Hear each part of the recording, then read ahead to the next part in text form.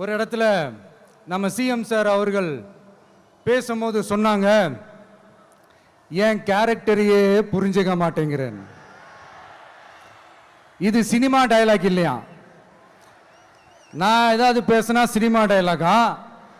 Sir பேசினா அது cinema dialogue இல்லையா?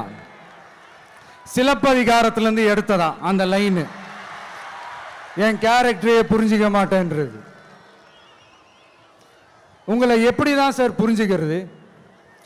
எந்தெந்த விஷயத்துலலாம் சார் உங்கள் கேரக்டர் நாங்கள் புரிஞ்சுக்கிறது? அதையும் நீங்களே சொல்லிட்டீங்கன்னா கொஞ்சம் நல்லா இருக்கும் சார். சட்டம் ஒழுங்குல நாடே சந்தி சிரிக்குது அதுலையா? பெண்கள் பாதுகாப்புல நாடே சந்தி சிரிக்குது அதுலையா? பொய் வாக்குறுதிகளா கொடுத்து ஏமாத்தி ஆட்சிக்கு வந்தீங்களே அதுலையா?